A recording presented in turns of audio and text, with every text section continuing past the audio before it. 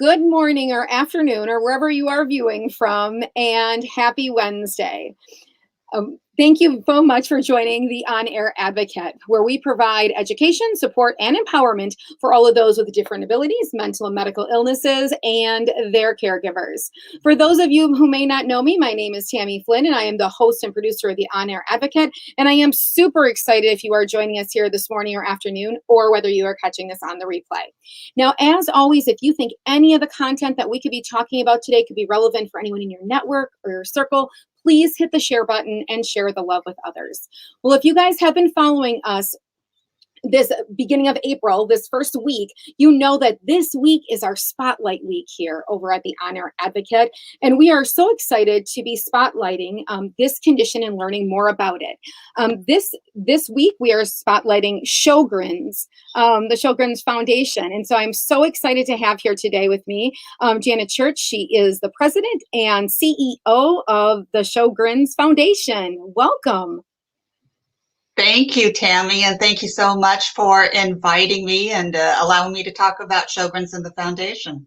Yes, I am so excited for you to be here. You haven't been on the platform before, and so I would love for you to share with the audience a little bit more about your background and kind of how that has led you into the Sjogren's Foundation. Oh, fantastic. Well, I myself am a patient, and Sjogren's is a autoimmune disease that attacks the moisture-producing glands, although it is also a systemic and serious disease, so it can affect organs, cause extreme fatigue, brain fog. And my personal story is I was having all these symptoms many years ago, actually, and I kept getting worse and worse. I finally had what's called what my doctors called a cataclysmic event that landed me in the hospital for 4 weeks, and still wasn't diagnosed because I had what was now known as aseptic meningitis, which is it can be a Sjogren's issue, and that is what caused my meningitis. Finally got diagnosed 9 months after I'm in the hospital 4 months. So Sjogren's has traditionally been a disease that's complicated to get a correct diagnosis, and that certainly was my case. So from when I started to have sinus infections and dry mouth and dry eyes, I started being told, well, these are, you're coming into perimenopause, these are menopausal symptoms. I'm like, well, okay. So I just kept getting sicker and sicker and sicker throughout the years. And then finally this event led to a diagnosis. And of course, the first thing I did is say, what the heck is Sjogren's? Something I've never heard of. And I, of course, have heard of rheumatoid arthritis and lupus, other rheumatic diseases, and Sjogren's is in that class of autoimmune disease. And so I dove into the place that you go when you get a disease. You go to the organization that is advocating and supporting patients. And for us, that's the Sjogren's Foundation, led then by an amazing man, Stephen Taylor, who really created this organization when he came in about 18 years ago and created the growth of the organization. It was in existence, but he was hired to grow it. But I became more and more involved with the organization, was fundraising for the organization, trying to learn everything I could, meeting with doctors that the organization was presenting to me because I trusted those doctors to be well trained in Sjogren's, and eventually was asked to be on the board. Then I became the chair of the board. And then when Stephen Taylor got a great opportunity at Arthritis Foundation, the board then asked me to become the president and CEO. So that's my whole transition from being a patient diagnosed, years ago, then 9 years of volunteerism for the organization, and then become the president and CEO. So we have a patient of the disease leading the organization for Sjogren's patients. So I have a deep understanding of the disease and what the patient audience goes through. I also have a great deal of knowledge about the disease and the ability to work with our medical community, our advocacy programs on the Hill, and also our researchers. So it's an exciting time in Sjogren's. I'm thrilled to have this position. Yes, and thrilled to have you here because you just have so much knowledge in this area. For those that are tuning in and they're kind of heard, okay, autoimmune kind of happens to women, more in that premenopausal, state. So, what is usually the age range? Would we say is like 35 to 55? Well, that's a really interesting question, and it's one that we are looking at heavily because children have Sjogren's. So a patient is at any age. It just presents differently. And my belief is that many people who finally get diagnosed in their later years, 40s to 50s, which is a super common diagnosis time frame, it's where most people get diagnosed. It is we have ongoing research as to when disease really started versus when does Sjogren's disease become so problematic and so damaging to your life that you finally get a diagnosis. Doctors finally see all of the issues. So yes, it's super common that the average patient diagnosed at this point in time are women over the age of 35. 90% of our patient base are women, but many of us, including me, can look back into our childhood now that we know that what symptoms look like in children, they're a little bit different, and can say, wow, I'm sure I had Sjogren's as a child, which is my case. I can remember incidences back to age 8, but that's not true for everyone. So the disease progression is in research, and the disease itself, so much is going on in research and in therapeutics and clinical trials to make a difference for patients. So we're at a pretty amazing time to be able to diagnose and treat patients. And when you're saying like some of those signs and symptoms, and when children are younger and they may have it, they present a little bit differently. What are some of those symptoms that you guys see in children versus adults? Well, some of the common symptoms in children are enlarged parotid and salivary glands. So, I can remember this, doctors as a child were telling me, boy, you must have a scarred lymph node, because I just kept having this node that would pop out. So nodes, glands that might be confused as lymph nodes, will swell. There can be more fatigue, hard to diagnose in a kid. Is it just a tired kid because they're playing, or some of these things are just so hard to diagnose because you only have the experience of what your own body has done. You don't have the experience of someone else. For a thrush can be a symptom for any patient because of dry mouth. Yeast infections are common. I had common yeast infections as a middle school and high school person for no apparent reason. And as an adult, the super common symptoms for adults, severe fatigue, extreme dry eye, extreme dry mouth. You just can't get enough water. Water does not quench your thirst, or you have a hard time swallowing, and trying to eat a cracker is a difficult thing. You might even choke on food. For example, a Sjogren's patient would never go around in Costco and take samples because they're not sure if that sample is going to get caught in their throat, and do they have a bottle of water to help them out, things like that. And then for some patients that are severely attacked, they might have lung involvement. They might have kidney involvement. I also have kidney damage due to Sjogren's. So there can be a multitude of systemic issues, bladder infections, interstitial cystitis, which is a bladder issue, GI motility issues. People who think, oh, I just must have IBS, common symptom of Sjogren's.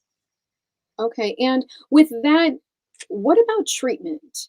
If you get diagnosed with Sjogren's, where is the treatment at? And is there different therapies, treatments that you can do for this? Absolutely. There are some treatments. The treatments that we have, the prescription treatments that we have, prescriptive treatments, are generally classified to support other diseases. Sjogren's does not have its own therapeutic on the market yet, but we have used other therapeutics. One of the most common and the first lines of defense is a product called hydroxychloroquine that we all learned about through the COVID scare early on. But that is actually an anti-malarial drug. It's been available for decades and decades. And it is a drug that helps a lot of us. And so that's kind of the first line of defense drug. That drug has some side effects that can be watched. It's actually a fairly safe drug and the safest of all of the drugs in our classification. And I want to make that clear because people get afraid when they hear about eye and retinal toxicity and could damage your sight. Well, if you're going to the eye doctor and taking the tests every year, the doctor can see damage coming before it affects your sight. So the quality of life that you can gain from using a therapy like hydroxychloroquine is very, very good. It helps a lot of patients, including me. There's methotrexate, which is a drug that is known to treat a number of autoimmune diseases, CellCept. So some drugs that really tamp down the immune system. Right. Then there are biologic drugs like rituximab, which was generally created for, or Orencia, generally created for rheumatoid arthritis. However, a lot of Sjogren's patients as an autoimmune disease get a lot of relief on that. But that's getting up into kind of the scale of the therapies, going from oral medications that are safest to biologics, injectable biologics that are higher risk but can do wonders. We currently have 12 pharmaceutical companies running 16 drug trials, clinical trials for new therapeutics for Sjogren's, and we are super excited about this. Now, clinical trials take time, and we certainly want them to go through that time and be fully tested, but there's a lot of promise with several that are later in their trials, and we are super excited for those to come on the market, and those we should be seeing those in the coming years. Yes, and when we talk about Sjogren's and its range, does it have a range of severity? Certainly, like any disease, the disease can hit a patient mildly or go a full course. It is completely individual. There's not a lot of rhyme or reason to it. There is some research that if certain people are presenting with a particular serology or biologic profile, that they might be lean more to some other symptoms. Those items are in continued research. But something I really would love people to understand, that if you think you might have an exhaustion, dry eyes, dry mouth, like you're getting more cavities than you think is normal, and just having some troubles, talk to your dentist, talk to your eye care professional, talk to your PCP, and if you're really thinking something is wrong, and having joint pain and some other things that are getting problematic, a little foggy brain, try to get in and see a rheumatologist to get accurate testing, because we believe the disease does progress. And like anything, if something goes a long time without care and without preventative support, Right. something, that issue can progress. So to mitigate the severity of the disease, you want to try to understand if you have the disease as early as possible, and then to take action, preventative action for any future complications, and just stay on top of it. Do the best you can with knowing your body, knowing yourself, really trusting your body, and being your own advocate with your doctors. And with the Sjogren's Foundation, as I kind of turn to that, what type of supportive services did they offer in that way? Or if someone is seeking out, you know, answers to their questions after they first get diagnosed, if they're seeking out a provider, and obviously there's different places in the United States that probably service this condition more than Yes. others. What kind of things can they find through the foundation? Thank you for asking that question. There is so much available with the foundation and on our website. One of the reasons we are such a strong foundation is because we are an underdiagnosed and misunderstood disease, even by many rheumatologists and where they were trained. It's just been a misunderstood disease for a very long time. So if a patient is concerned that, do I have this thing? Come to the website and read about it. So we have a lot of information on the website. If you choose to become a member, it's a very low price point, $36. You get a newsletter that keeps you up to date. You get access to support groups. You get access to clinical guidelines for doctors. Some of the clinical guidelines that we've done so far. Usually, the creation of clinical practice guidelines for doctors are created outside of a foundation. But because we're so misunderstood, we've had to enter that field ourselves and do that work. It takes 2-3 years to complete one clinical practice guide on a symptom area. We just finished the pulmonary guidelines. But to understand the disease, there is much on the website for free.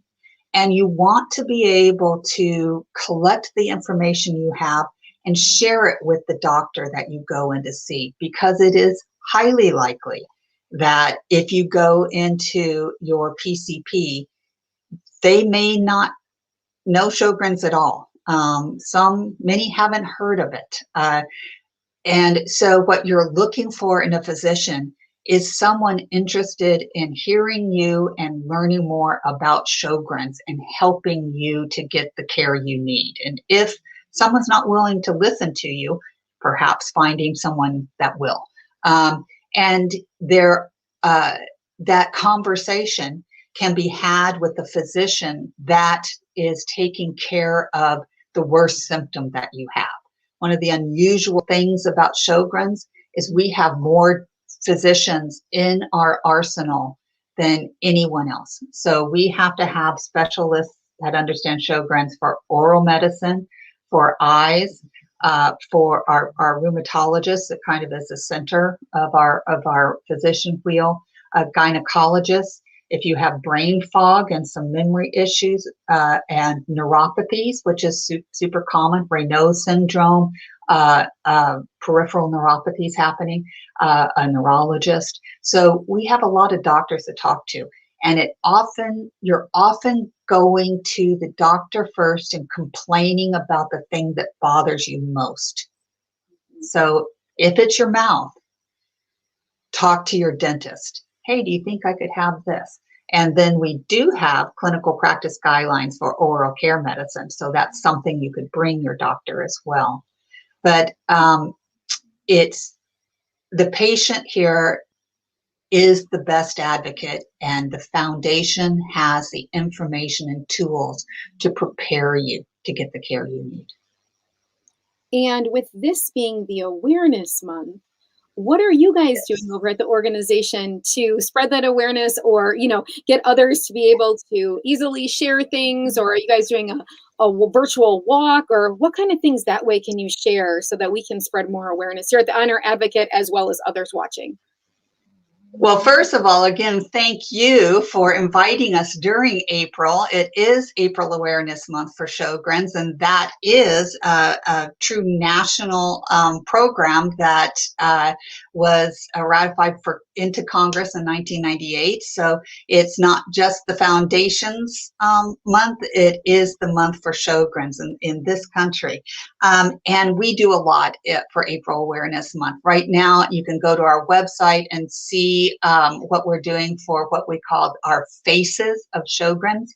On all of our social media, you'll see a patient a day to talking about their journey, their life story with Sjogren's. I encourage everyone to follow and to share these patient stories, and to really read them yourself. Does this sound like you? Does this patient sound like you? Because the collective of all the patients throughout the month, you start seeing the profile of what Sjogren's is. You see the beginnings of a disease and the severity that the disease can have. And you can start seeing if you belong in our group here. And you'll see a wide variety of patients, all ages, and men and women. And I just encourage people to read their stories and to share them so that people not only understand Sjogren's better themselves, but can help with the awareness and spread the word about Sjogren's. Because as an underdiagnosed and misunderstood disease, awareness is a big, big deal. And so April is a great month to do that. So go to our website, sjogrens.org.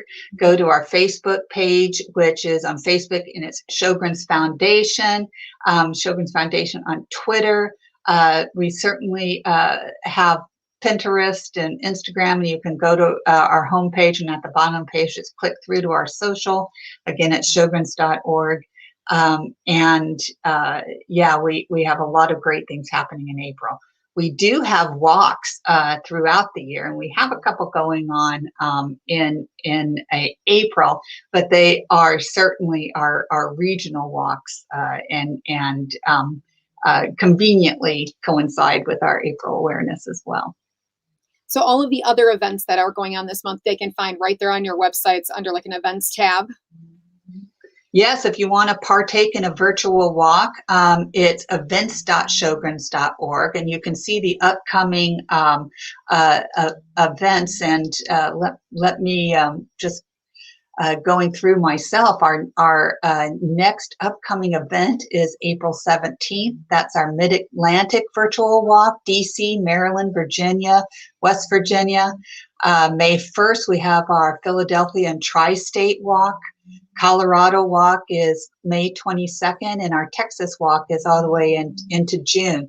But, you can come and support Sjogren's walkers even. If you wanted to donate, just click through on the events.sjogrens.org and take a look at someone that you might want to support because they're out there walking, trying to raise funds so we can make more happen at the foundation. And when I say more happen, we do so much more than support patients. the patient is our priority. So we have patient support, patient education, but we have education programs for medical providers so that they can get up to speed on the current Sjogren's information. We have a full corporate program that we're part of, advocacy programs for many pharma companies and those creating trials, so that we have patient engagement with those organizations so they truly understand the disease. We issue research grants, and we participate on in other research programs, whether they're with the NIH or international Sjogren's registries and research programs. So we do a lot. So please do support a walker and help support the whole mission of the organization. Yes, thank you so much for all of that, for sharing with us today. And I did get a chance to check out those stories, and they're phenomenal. So I really think it's so impactful to see the faces and to see, do I know anybody who has those symptoms? And you really do, once you read a couple of them, start to see that trend. So I highly encourage everyone to head over to their social media, also their website, which when we're done with this broadcast, we will drop that below for you guys. So it's easy to click and find their website and see other ways that you can get involved and help spread awareness for Sjogren's. It's National Sjogren's Awareness Month, right? It's a national event. Correct. Here. So, Janet, I thank you so much for taking your time out this morning/afternoon to spend it here at the On Air Advocate and share with us. Oh, I thank you so much for the opportunity and for all the work you do for all organizations. It's a great program. Thank you. Thank you again. And if you guys want to know any more about the On Air Advocate, you can head on over to onairadvocate.com and you can find all of our resources and services right there. With that, you guys all have a blessed Wednesday. I have to get my words together this Wednesday because they haven't been right on point. I think my mug says, remembering when I used to be able to sleep. The day when I used to. So with that, you all have a wonderful Wednesday, and thank you so much for tuning in. And thanks again, Janet. Thank you.